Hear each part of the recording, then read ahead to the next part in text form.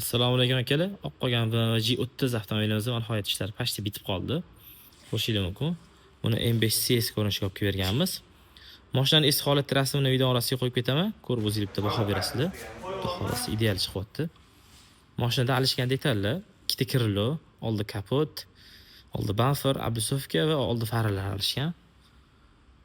Ko'rishingiz mumkin. Yon tarafda bo'lsa, yon paroglar alishtirib berganmiz. Kriloda ham jabrlar qo'shilgan. Oldi kapotda ham jabrasi obmanka emas, teshigi bor. Havo aylanish uchun.